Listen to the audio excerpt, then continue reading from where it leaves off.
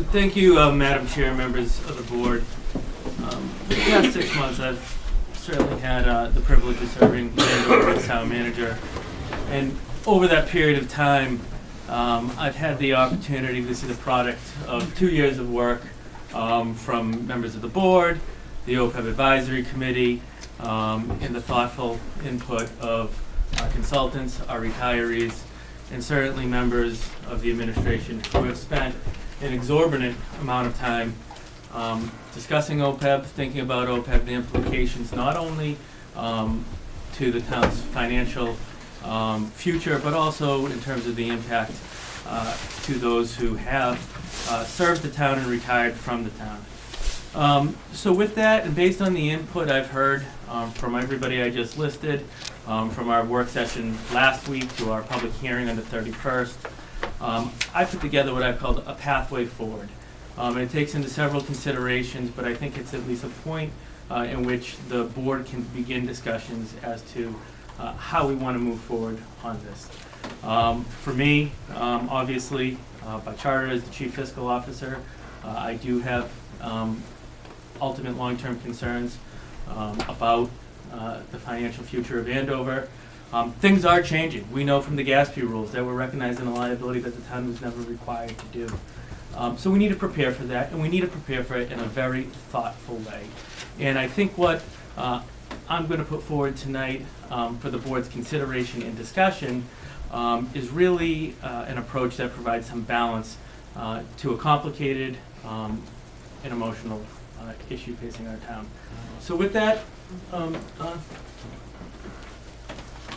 considerations based on input and feedback. These are the things that I've heard from the board and I've heard from all parties who've been involved thus far. Number one, develop a phase plan. 50-50, the 50-50 split is what is most talked about. And I think we've heard loud and clear over time is that let's find a way to phase this in. And as part of that effort, mitigate the potential impacts to current retirees as much as we can. I think with regard to the current retirees, special care and attention, and rightfully so, has been paid to those who are most vulnerable, those who've been retired from the town for a very long time, or recently retired from the town, how this impacts them and how this impacts them in their retired lives. The next consideration, maintain a quality benefit plan. We obviously consider plan design changes. We're going to continue to consider plan design changes, but continue to provide a benefit that is a good benefit to both our actives and our retirees. And then lastly, establish a reasonable funding schedule utilizing any potential savings generated from OPEB reform. And I think the most important word in that final bullet is a schedule. I think whatever the result of this discussion is, or the results of the discussions that happen over the course of the next week, what we're going to really have to look at is that do we come away with this schedule, and what does that schedule look like in the aggregate? What does it look as a standalone schedule? And then we can talk about how the schedule potentially changes if we have the opportunity in the future to pivot funds once our retirement liability has fully been paid off. So I thought an important place to start was what is the composition of our current enrollees, retirement enrollees. So I want to take a bit of time to walk through who these people are and what this means specifically to each of those groups of retirees. So the town currently offers 2 Medicare plans, MedX, or Managed Blue for seniors. The enrollees in those plans, for the large part, are 65 years or older. And we currently have 757 enrollees within those 2 plans. I show you the division, 432 MedX and 432, excuse me, and then 325 in Managed Blue. That blue box represents 78% of current retirees. In the yellow box, we have the non-Medicare plans. So these are the same plans that are currently offered to active employees. For the most part, these are retirees that are under 65 years of age. There's currently 212 retirees enrolled. 59 in the PPO plan, and 153 in the HMO plan. There's also a subgroup here that's important to talk about, and that's the blue circle within the yellow rectangle. It includes retirees that hadn't contributed to Medicare, therefore they're not eligible. We currently have 64 of them. All of them are 65 years of age or older. So all in, we have 969 retirees, and this is the composition of that pool.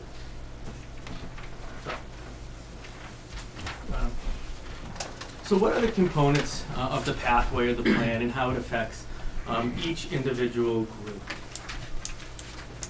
The proposal that we discussed it's not 100% related to OPEB reform or OPEB adjustments or adjustments that contribute to OPEB, but a change in how we approach health insurance, and that would be to merge Medicare retirees to a single plan, the MedX plan, that provides improved benefits.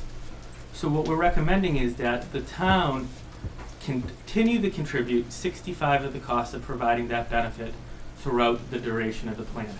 So if the 432 MedX employees, we currently contribute 65, we're saying we're not going to change that. The only real change here is that the 325 and the 432 are going to be merged to 757. So everybody's going to be under one plan. Ken can talk about the details of that if there's interest in talking about the details of that. But in bold, I talk about what some of those impacts are. So 50%, 57% of the current enrollees will not be impacted by the change and held harmless. And 43% of the current Managed Blue Senior Plan enrollees will realize an annual increase of $809 in exchange for an improved benefit. So there's a few things I want to say about that. It's not $809 for the exact same thing. It's for an improved benefit plan. Ken can answer any questions you have related to that. But if this was implemented, essentially for the board's consideration or for point of information, retirees in this pool would pay approximately $1,300 a year for their health insurance plans, with the town contributing 65%. Is this an appropriate time to ask just the highlights of how improved the benefits are? Sure. Just some highlights of it, not good. Sure. Well, yeah, a couple of things. I do want to make a comment. The bottom bullet about the impact. The 809 is a very conservative number because at this point, it's about the time of year when we start looking at rate adjustments for all of our plans. And our MedX product and Managed Blue for Seniors product, those renew on January 1st, so the next renewal is 2017. Our current claims tracking shows that our MedX product at this point is likely to hold in costs for next year. It's not a fiscal year, it's a calendar year. And in speaking with Blue Cross Blue Shield, they are anticipating Managed Blue for Seniors, which is a premium-based plan that we actually pay as pass-through expense to Blue Cross Blue Shield, is actually going to increase, likely as much as 10 to 15%. So the delta of 809 is probably less than that. It's the actual difference on January 1st would mean that the members of Managed Blue for Seniors moving to MedX at 35% won't see a complete $809 increase. It'll be something less than that. So that's point number one I want to kind of add. And then, Paul, your question about benefits. So our MedX product has literally no copays other than for prescription drug coverage, office visits, emergency room use, inpatient admission, ambulance services, those types of things. If Medicare covers the service, there's no copays to the members other than for prescription drugs, and that's just a 5, 10, 25, three-tier drug program.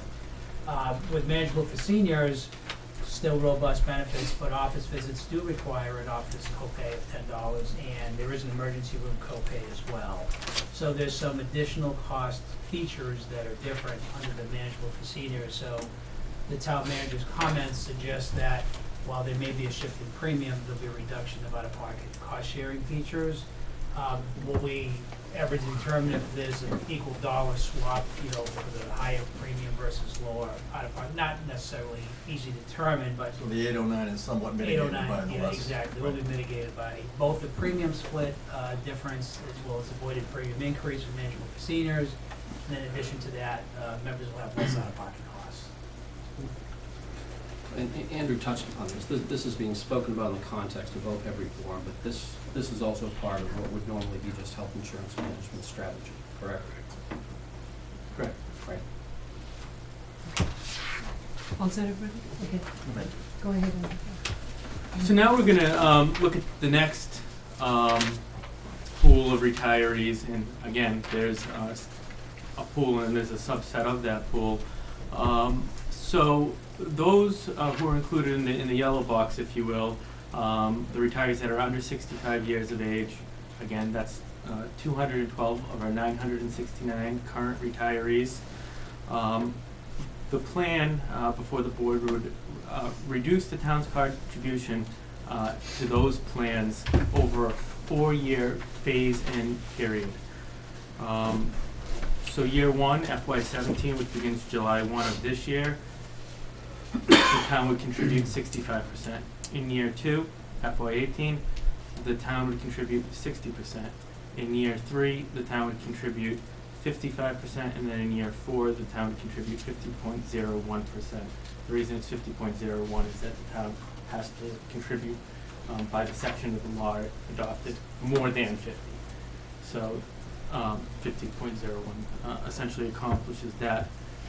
One thing with regard to impact is that all PPO enrollment, everybody who's currently enrolled in PPO within this group will not be impacted by any changes in year one. So there'll be absolutely no changes. With regard to the blue circle, those again are retirees that are over the age of 65. What we're recommending tonight is that they are entirely held harmless. There will be no changes to them until we have an opportunity to discuss, and Ken can talk about this a little bit too, an option or a pathway to enroll them in Medicare equivalent type plans. So we're recognizing that these individuals have been retired from the town for a long time, and what we're recommending is until we can provide them with the option, because they haven't, right now they don't have the option, an option to enroll in one of those plans, we will just hold them harmless. So in this proposal then, for the change right away, these people that you just called out would not have any negative impact? Those The in ones in the blue circle? Blue circle, right. The other, and I'm going to show this in a subsequent slide, so I don't want to get too deep into it right now, but the part of this proposal is that in each year of the 4-year plan, there are retirees that will migrate to Medicare. So every year, members within this current pool will migrate. In fact, the majority will migrate there in the next 4 years. But I'll get into that in a separate slide. Okay. And new ones come in. Right, so current retirees, if you retired in FY18, the town would be contributing 60% to your plan. And subsequently 55 or 50.31%. So this outlines the financial impact in each year of the plan. Year one, year two are on this slide. So just to take you through the composition of this chart, the left column are the plans that are currently offered, MedX and Managed Blue. In year one, you'll see the appearance of an extra Medicare plan.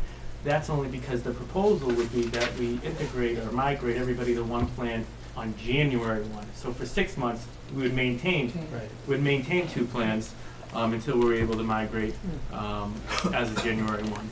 And then the town continues to offer the non-Medicare plans, 4 plans, a PPO option and an HMO option for both family and individuals. And you'll see that of the 6 plans offered, 3 aren't changing at all in year one. So over 50% of the retirees will see no change as a result of this in year one. So I don't know how deep the board wants to get into this chart. I know you have it all in hard copy before you, and I'm happy to answer any questions. But I would draw your attention to, because it's part of the discussion with regard to a funding schedule, is the red type that says amount to be redirected to OPEB trust fund. It's important to note that these funds will be redirected. Every bit of this will be redirected to the OPEB trust fund. So that number, approximately, and these are approximates because it assumes everybody stays in the same plan over the 4 years. We know there'll be a migration, and we know there'll be new retirees. So this is essentially a snapshot of where we're at today. So that in year one would be 504,000, year two, 632,000, Year 4, just under 770,000, and then in year 4, just over 900,000. So it's roughly $450,000 less, even after 4 years, than going straight to 50/50.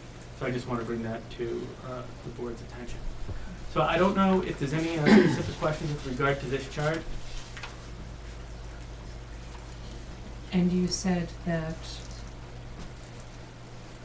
a majority of the individuals in this 55 to 65 group will migrate to, We'll show you that it's in the next okay, slide. great, okay, sorry.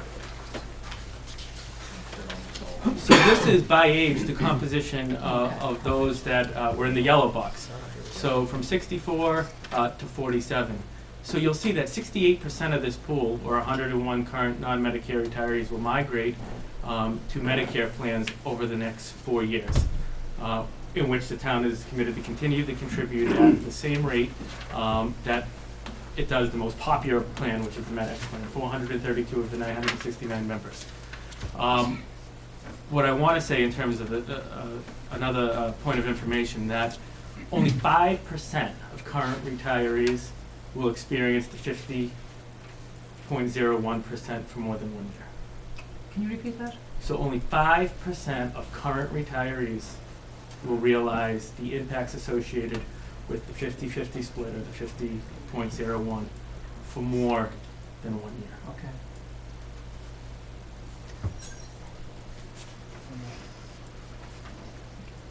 Are there any questions? And again, this is just to explain the chart a little bit in greater detail.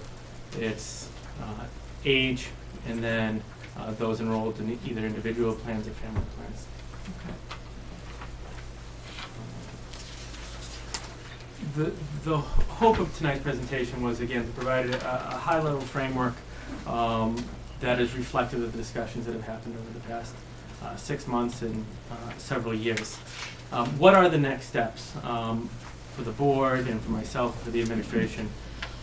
They essentially are: the Board of Selectmen to discuss and consider voting to implement a plan. Subsequently, if that does occur, I would recommend that we increase the OPEB funding by appropriating any potential savings gained from the vote to implement the plan. And then I don't want to dismiss future considerations, which will be a lot of talk has been paid to current inactive employees, and what are they doing to contribute towards this effort. As we know, that current employees who are covered under a collective bargaining agreement are subject to collective bargaining to make any changes that may contribute in a positive way to the OPEB issue. So future considerations, discuss collective bargaining strategy as we move forward. And then lastly, as we remain committed to continue an open dialogue with the PEC, the Public Employee Committee. We meet very regularly, and I fully expect, no matter what direction we head in, that they will be part of the discussion as we move forward. So this concludes my presentation. I'm happy to answer any questions. Ken's here and available to answer any questions that the board may have. Thank you very much, Mr. Flanagan. So, board members, questions for you, Andrew or Ken? Sounds like you've taken a lot of the feedback in on this and tried to be as fair and even aspect as was heard by many people.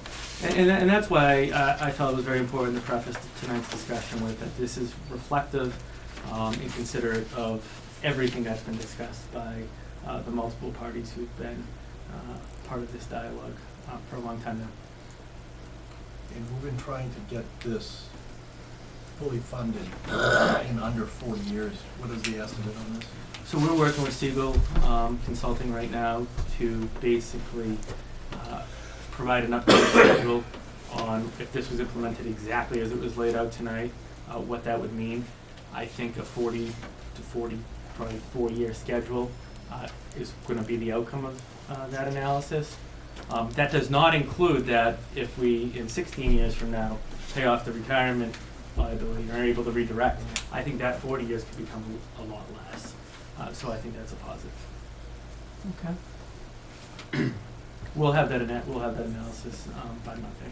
Good. You mentioned current and future employees that are subject to collective bargaining as well. So if you were successful in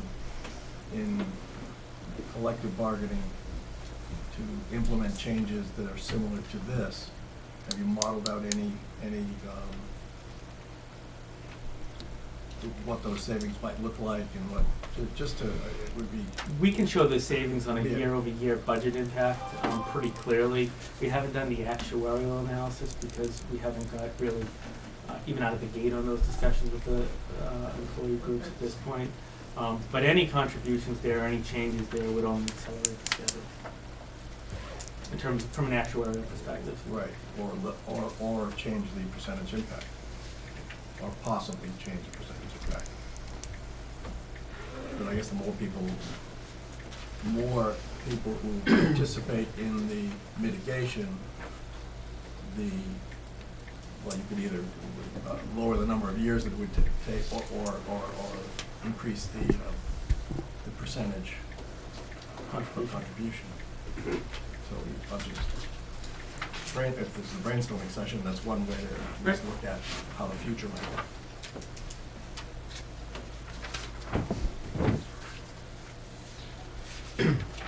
Yeah, I mean, I think this is a very well thought out plan that takes in the culmination of all the work that's been done over the last 2 years and puts in the proper guards to protect the most lower income pension recipients who have been retired for some time. We're looking at a 50% across the board, which would have saved the town about $1.4 million. This year is insulating all retirees over the age of 65 at 35%. They won't rise above that, is my understanding. Correct. Right? So, and we're still going to net $900,000 to go towards the OPEB trust. So from a financial modeling point of view, it's a significant step forward, first step towards OPEB reform, and it does so, I think, in a way that's fair to the retirees that are 65 and older, the Medicare eligibles, and it looks like we've taken into account some of the retirees 65 and older that are in the HMO and PPO plan, at least until we can give them a path to get into the Medicare plan. So, Correct. I mean, I think this is very, very good. And it also answered, I think, the question that came up last week, and that is, what do they say, what does this look like, and who is in what kind of situation? Impact. Which is a question I think a few of us had. The way you've done it is very straightforward, and I think it really kind of helps look at this over the 4-year plan. So Ken, a question for you. So for those retirees 65 and older who are currently in the managed blue for seniors, who would migrate to the Medics 2, could you talk a little more about the improved benefits that they would accrue as a result of being in that plan? Sure, a couple things. Just want to understand. Yeah, fundamental differences between medics and managed for seniors is they're both technically Medicare supplement plans, which means that Medicare is primary, and then Blue Cross Blue Shield through the town-funded program on medics pays benefits. Managed for seniors requires the member go to certain providers, which is determined to be HMO in Massachusetts, a network of providers. So there is a restriction as far as who the members can use for services.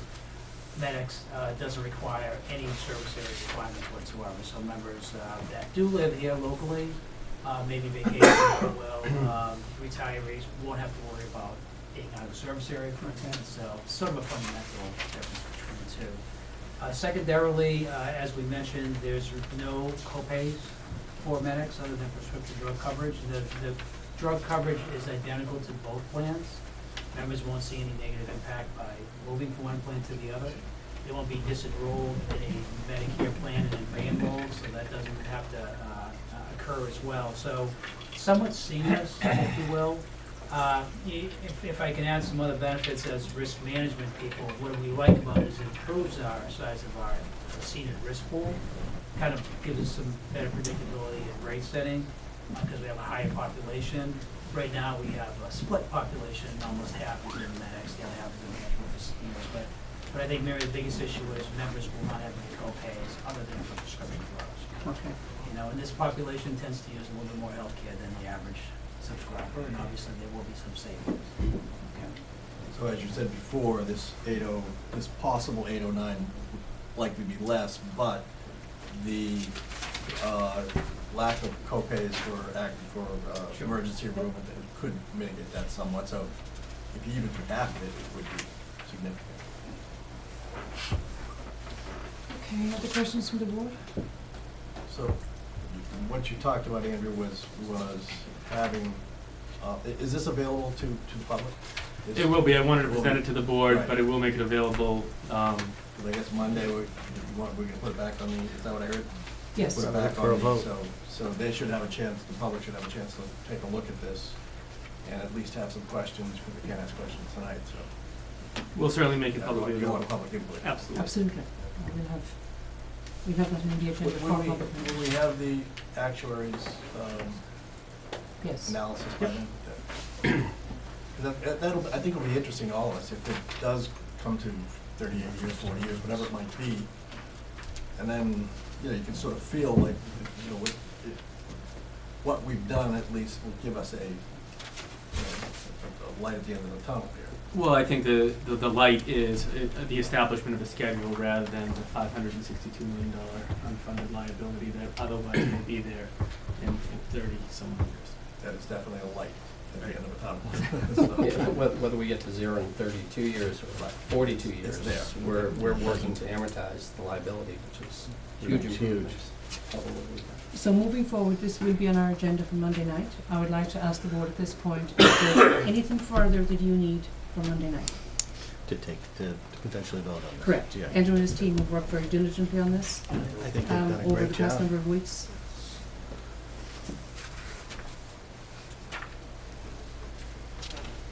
Hearing none? Feel free to email me if anything comes up between now and then. Like I said, we'll have the actuarial analysis included at that time. And you expect to get that by the end of this week potentially? One of the challenges, Okay. the actuary's It's vacation. assistant left, Oh. Siegel. So they're down a person, but we're working through that. Someone else got assigned it. Okay. So as soon as I have it, I'll distribute it to the board and make it publicly available. Thank you very much. But even though we can't really include present and future employees, will we have that discussion is it worth any discussion between now and? Probably not. Where it's all a requirement of collective bargaining, and therefore there's a certain strategy that goes into that. I'd want to potentially think about whether or not we want to discuss it Sure. in Open session. open session at this time. When all said and done, though, the more participants, the less the pain to anyone one segment of the population. So that's something that we should at least consider over time. So is the board comfortable with that moving forward to Yes. Monday? Yeah, Okay, super. very nice job. Thank Thank you you very much for, for this. Thanks again.